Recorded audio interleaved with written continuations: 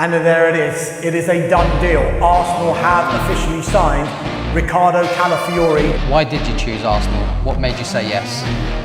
It was actually my dream since I was, 12, 13 years old. Arsenal finally got the man. They splashed a whopping $49.4 million on that Euro 2024 standout defender everyone was buzzing about. This guy's got a crazy leap and can tackle like a beast. You might be thinking, Arsenal already has enough defenders, but trust me, Calafiori brings something special. With him on the team, Arsenal's defence could become an absolute fortress. Let's talk about why. You see, when it comes to producing world-class centre-backs, Italy is like a factory churning out defensive legends. Think about it. Maldini, Nesta, Cannavaro, Chiellini. It's like they have some kind of secret recipe for creating defensive maestros. Even Jose Mourinho, a guy who knows defense inside out, once joked that Italian defenders are so good, they should teach a university course on the art of defending. Take Arsenal for example. Last season, they were this close to winning the Premier League. From January to the end of the season, they lost just one game. Their defense was a fortress, conceding only 29 goals. But Arteta, being the perfectionist he is, knew they could still level up. He was probably thinking, if we can add an athletic powerhouse like Calafiori to our backline, we might just be able to plug those gaps that cost us crucial points, like the 2 goals against Aston Villa. Imagine if those hadn't gone in. Arsenal could have lifted the trophy. Now, Zinchenko, don't get me wrong, is a fantastic player, but he has his moments where he gets caught out defensively. Calafiori, though, he's different.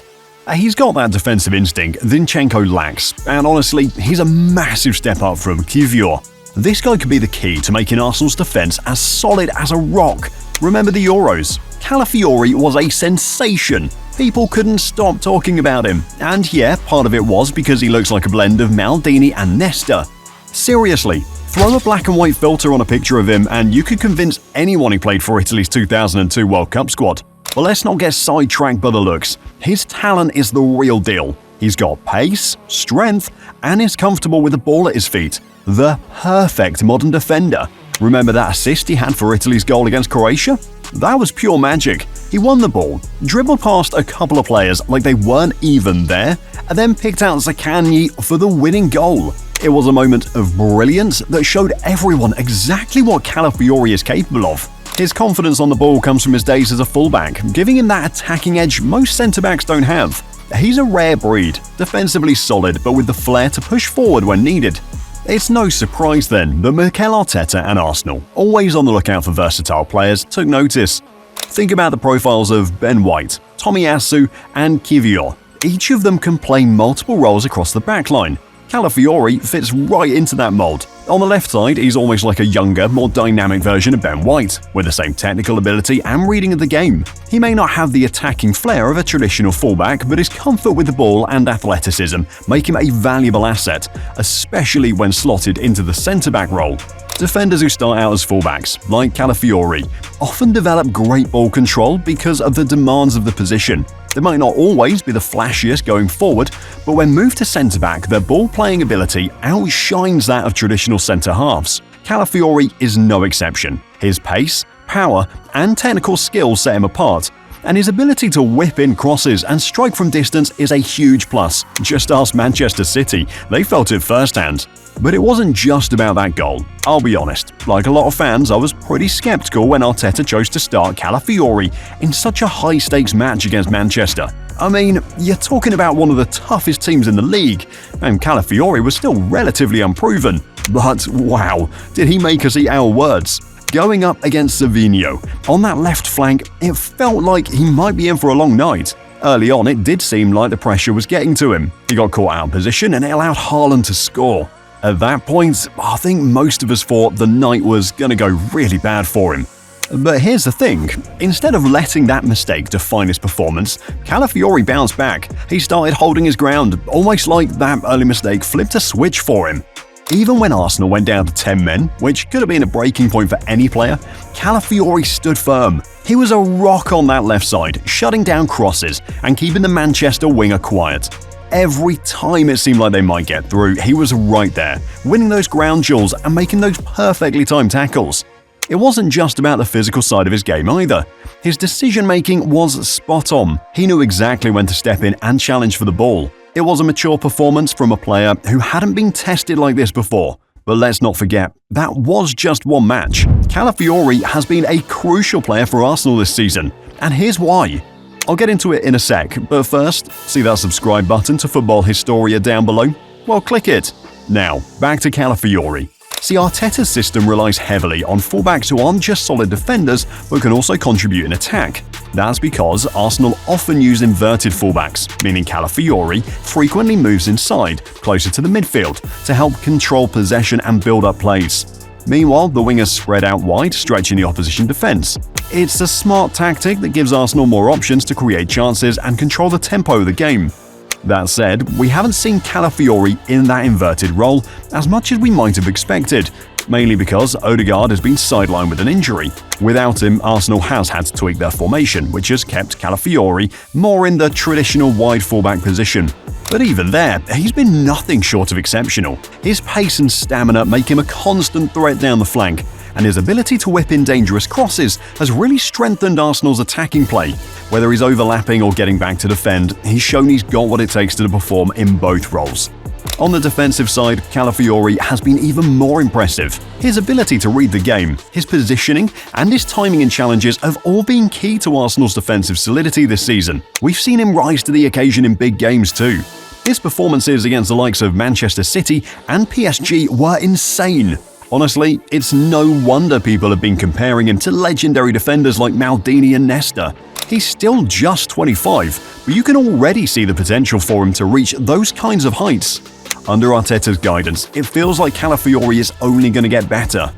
We've seen how players like Gabriel Magalhaes, Havertz and Odegaard have developed since joining Arsenal, and there's no reason to think Calafiori won't follow a similar path. He's already so versatile and reliable, and with more experience, he could become one of the best fullbacks in the world. What's crazy is Calafiori's journey to this point. Before Arsenal, he'd already played for big clubs like Roma, Basel and Bologna, and even suffered a crazy knee injury at 16 that kept him out for nearly a year. It's just wild to think that a player who missed so much crucial development time is now one of the best defenders around. His strength in the air, his composure in one-on-one situations, and his ability to push forward with the ball make him a huge asset. And we can't overlook how much he's been helping Martinelli on that left side.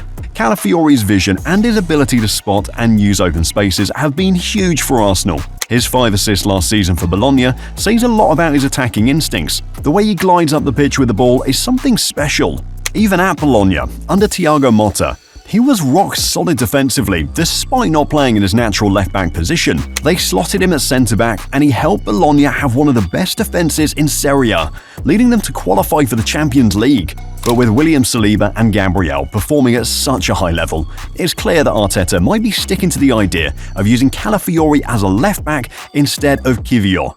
Let's face it, Alexander Zinchenko had his struggles defensively last season. He was often caught out of position, losing one-on-one battles and leaving Arsenal exposed at the back. While Kiwior provided more defensive stability, he didn't offer much going forward, which limited Arsenal's flow on the left side. Timber was an option too, but having a natural left footer like Calafiori gives Arsenal that extra balance. We're seeing this trend more across Europe, with centre-backs being used as fullbacks. Just look at Guardiola's use of Nathan Ake at City, or Barcelona with Jules Koundé at right-back. The game's shifting towards defenders who can not only lock down the defense, but also contribute in attack. Calafiori doesn't need to be like Marcelo or play as an attacking fullback. Instead, he just needs to be solid enough in attack to keep Arsenal's play ticking, while remaining difficult to beat defensively. Arteta clearly sees value in having multiple versatile defenders who can fill different roles depending on the situation. Arsenal had an impressive defensive record last season, yet Arteta still saw the need to bring in Calafiori, which says a lot about the Italian's potential. Considering his price tag and talent, it's hard to imagine he won't continue to feature regularly, not only as a left-back but as a possible rotation option for both Gabriel and Saliba. The real beauty of this move, though, is the flexibility it gives Arsenal. With Calafiori being left-footed, he can easily slot in for Gabriel at left centre-back when needed, offering Arteta even more room for squad rotation. With Arsenal competing on multiple fronts, domestically and in Europe, having a backline consisting of Ben White, Saliba, Gabriel and Calafiori is an exciting prospect. This unit is already gelling well, and Calafiori's presence adds yet another layer to the complex puzzle that Arteta is piecing together at Arsenal. Calafiori's future at Arsenal is looking brighter with each passing day. With Tierney struggling to stay fit and Zinchenko not quite holding down the first-choice spot at the moment, it's opening up a golden opportunity for Calafiori to step in and really make a name for himself. He has a great shot at proving his worth and potentially becoming a regular starter for Arsenal. As the season progresses, all eyes are going to be on Calafiori. He's only just beginning his journey at the club, but he's already shown glimpses of the kind of impact he can have. Whether it's his defensive awareness, his positioning, or his ability to drive forward and contribute to attacks, he's quickly proving that he's got all it takes to be a standout player. Arsenal might have a real star on their hands.